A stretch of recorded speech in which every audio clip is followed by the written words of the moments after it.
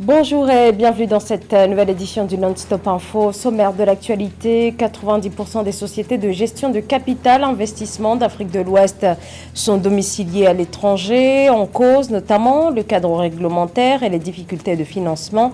Le décryptage à suivre dans cette édition.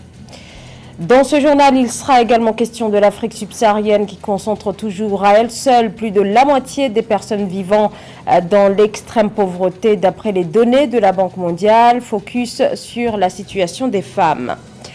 Les maladies infectieuses endémiques sont responsables du décès de dizaines de millions de personnes chaque année. L'Afrique reste le continent le plus exposé.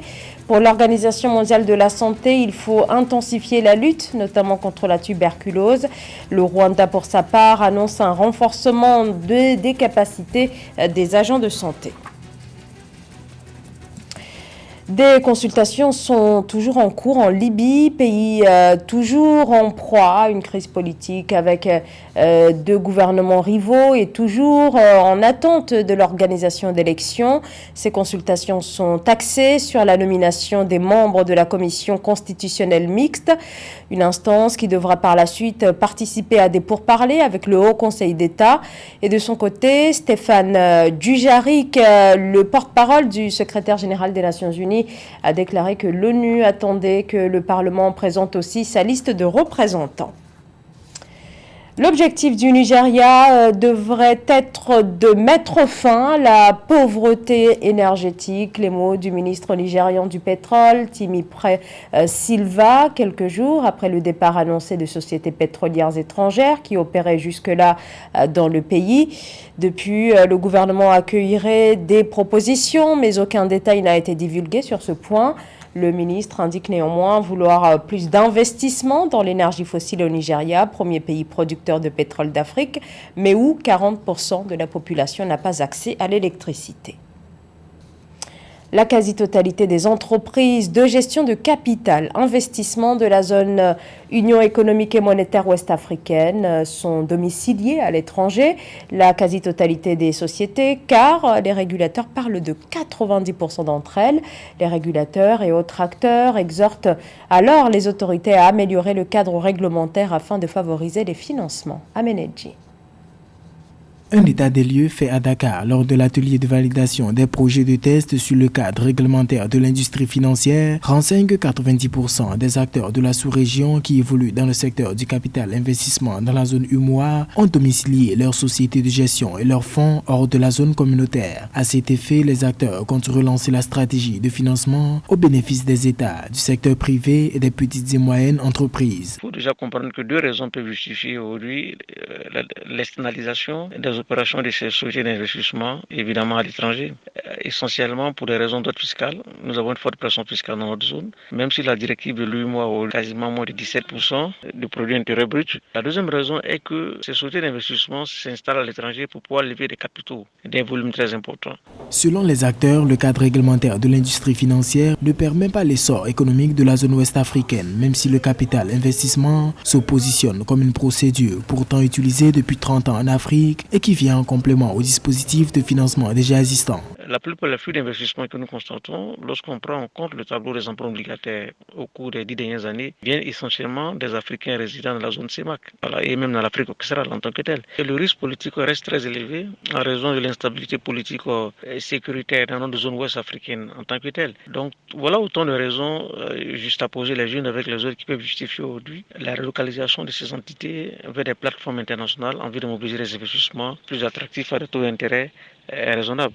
Pour le développement de l'industrie du capital investissement dans la zone UMOA, les acteurs exigent des exonérations de la taxe sur la valeur ajoutée TVA de l'activité de gestion pour rendre le secteur attractif. Toutefois, selon les responsables d'organisations communautaires, cette application serait difficile dans la mesure où le déficit budgétaire au niveau de l'UMOA est estimé à 5%. L'actualité également marquée par le lancement en Côte d'Ivoire du projet des chaînes des valeurs compétitives pour l'emploi et la transformation économique. Lancement samedi dernier à à Boïsso par le Premier ministre Patrick Hachi. Ce programme est présenté par le chef du gouvernement comme devant permettre la création d'emplois. Le projet doit aussi soutenir l'activité des acteurs de l'industrie du cacao, les planteurs qui vivent dans la précarité malgré leur contribution et l'importance de leur secteur dans le tissu économique. Le Tchad est l'un des pays parmi les plus vulnérables au changement climatique, un fléau qui provoque la détresse notamment des agriculteurs car faisant face à la sécheresse, une sécheresse qui décime les récoltes et qui fait craindre une explosion de l'insécurité alimentaire. Reportage entre correspondants au Tchad, Mahamat Ramadan. Au Tchad, les paysans se plaignent de la chute drastique de leurs récoltes saisonnières à cause des faibles pluviométries. Pour les aider à s'adapter à ce phénomène, le programme conjoint Sahel en réponse aux défis Covid-19, conflits et changements climatiques organise une vaste campagne de partage d'informations au profit des acteurs ruraux. L'objectif est de recenser les doléances des producteurs et des entrepreneurs ruraux afin de les aviser sur les mécanismes d'accompagnement. Nous sommes une coopérative des femmes et nos activités agricoles subissent énormément les effets du changement climatique et de la pandémie de Covid-19. Nous sommes venus nous renseigner sur le programme et la possibilité de bénéficier d'un accompagnement. Nous espérons avoir de l'aide pour continuer avec nos productions. L'avancée du désert et de l'érosion du sol causée par la dégradation de l'environnement dans certaines régions du pays menace les terres agricoles et les espaces de pâturage, un phénomène qui entraîne des conflits intercommunautaires dans le monde rural. Une situation que le programme SD3C veut prévenir en misant sur une approche humanitaire et développement des activités génératrices de revenus pour les couches vulnérables. Les initiatives du programme seront adressées prioritairement aux exploitations agricoles familiales, aux petits producteurs et éleveurs à faible revenu vulnérables et exposés aux risques de décapitalisation et aux crises climatiques, économiques, sanitaires et de conflits. Il s'adressera également aux organisations de producteurs, d'agro-éleveurs pastoraux, ainsi que leurs réseaux régionaux. Pour rappel, ce programme financé à hauteur de 25 millions de dollars est mis en œuvre au Tchad sous la coordination du projet de renforcement de la productivité des exploitations agropastorales, familiales et résilience au profit de 11 000 ménages répartis sur plusieurs provinces. Une situation qui demeure toujours aussi dramatique. Il s'agit de la question de la pauvreté sur le continent africain où 40% de la population, soit plus de 400 millions de personnes, vivent en dessous du seuil de pauvreté fixé à 1,90 $ par jour. Un fléau qui persiste et les femmes figurent parmi les populations les plus touchées. Marie-Raphaël Antolo. Alors que de nombreuses alertes sont lancées à travers le monde pour rehausser la valeur de la gente féminine, elle reste confrontée à de nombreux défis, tant sur le plan naturel que sur le plan social. D'après les Nations Unies, sur 1,3 milliard de personnes vivant dans des conditions de pauvreté, 70% sont des femmes. Dans les régions urbaines, 40% des ménages les plus pauvres ont une femme pour chef de famille, alors que les femmes jouent un rôle clé dans la production alimentaire mondiale. Aujourd'hui, parler pour pouvoir lutter contre les changements climatiques, c'est important parce qu'aujourd'hui, on sait que quand on parle de changement climatique, les femmes sont plus vulnérables, les enfants. Nous savons également que les femmes, ils participent à la lutte contre les changements climatiques dans le secteur de la pêche, par exemple. Exemple de la petite côte, les femmes vivant dans les îles du Saloum sont plus vulnérables au changement climatique. Pour l'Union africaine, ces conditions de vie précaires chez les femmes sont le plus souvent causées par les conditions climatiques extrêmes comme les périodes de sécheresse et les inondations qui réduisent le temps de travail pour garantir leurs moyens de subsistance. Ceci, d'après l'institution, leur laisse moins de temps pour se consacrer à la formation et pouvoir à long terme percevoir un revenu.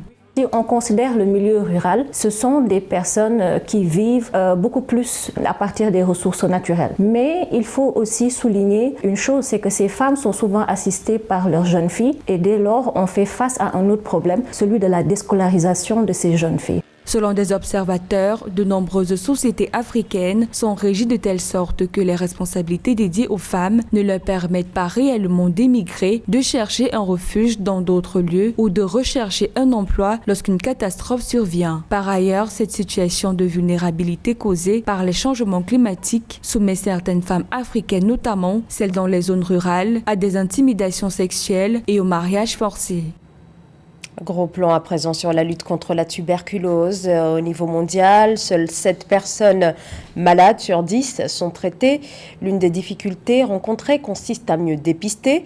Alors certes, cette pathologie ralentit, mais pas suffisamment puisque des millions de personnes continuent d'être contaminées à travers le monde. Illustration au Rwanda dans ce sujet signé Marie-Raphaël Antolo.